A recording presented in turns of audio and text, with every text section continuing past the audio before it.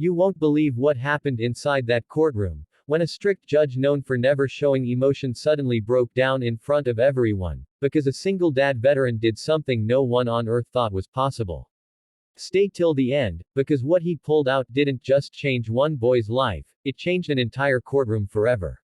And if you believe that miracles still happen when love meets courage, then hit that like button, share this story with someone who needs hope, and subscribe for more powerful true stories that will touch your heart. The day began like any other in Judge Henry Lawson's courtroom. His name struck fear in every lawyer's heart. He was known as the Iron Judge. No favoritism, no emotion, no exceptions. Justice, for him, was cold and absolute.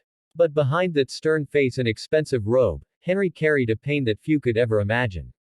His 7-year-old son, Ethan, was born completely deaf. He had never heard his father's voice. Never heard music. Never heard the words, "I love you." For years, Henry searched for help. Doctors, surgeons, therapists, specialists across the country. He spent a fortune on treatments and hearing implants, but nothing worked. His wife couldn't bear the endless hope and heartbreak. She left, leaving Henry alone with a silent house and a son who smiled at him but never heard his laughter. Every night, Henry would sit by Ethan's bedside, whispering stories he knew his boy couldn't hear, pretending the sound of silence didn't break him a little more each day. That morning, one particular case was on the docket, State vs. Jack Walker. A single dad veteran accused of trespassing and illegal activity in an abandoned warehouse. Henry expected a simple ruling, a fine, maybe probation. But when the accused walked in, the courtroom felt different.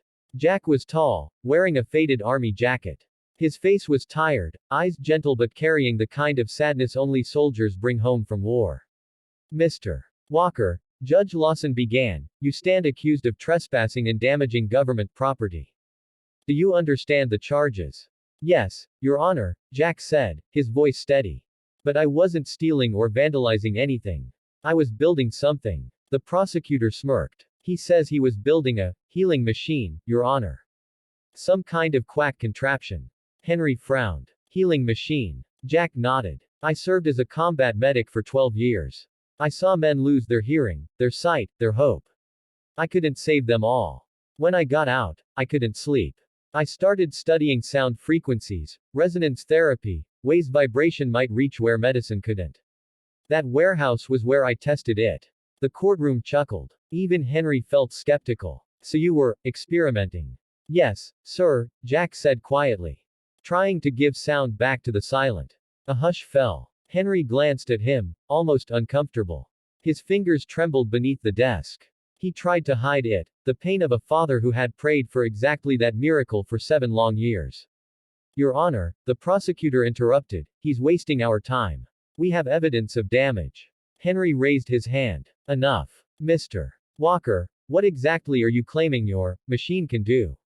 Jack looked down. "Not claiming. Trying. But I believe it can help those born deaf feel sound through vibration patterns, memory recall, and emotional resonance." Henry scoffed softly. "That sounds like science fiction."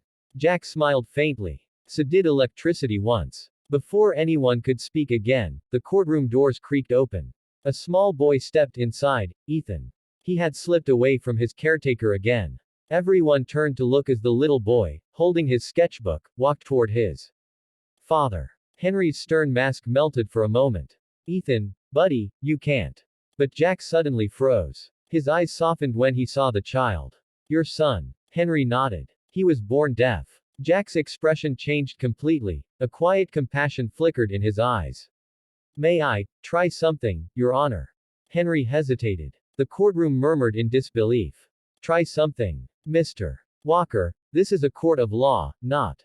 But something inside him, maybe a father's desperation, whispered, "What if?" After a long pause, Henry nodded.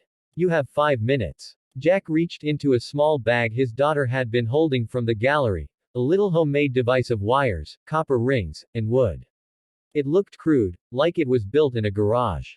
He placed it on the table near Ethan and gestured gently. "May I?" he asked the judge again. Henry gave a slow nod. Jack knelt in front of Ethan, showing him the device. He didn't need words. His hands spoke the language of patience. He placed one end near Ethan's chest and another near his ear. Then he placed the boy's tiny hand on his own heart. Jack closed his eyes and hummed, low and steady. The vibration traveled through the device. The entire courtroom went still. The sound wasn't loud, but it was deep. You could feel it, not just hear it. A rhythm, almost like a heartbeat wrapped in warmth. Ethan's eyes flickered. He tilted his head. His lips parted. A sound, just a breath, escaped. Henry's eyes widened. Ethan, he whispered, stepping forward. Ethan blinked again, his face trembling. Then, for the first time, he spoke. The word came broken, imperfect, but clear enough to shatter a father's heart. Dad. The courtroom gasped. Henry fell to his knees, tears streaming down his face. You heard me. You heard me, son. Ethan nodded, laughing and crying all at once. Jack quietly backed away, tears glistening in his eyes as well.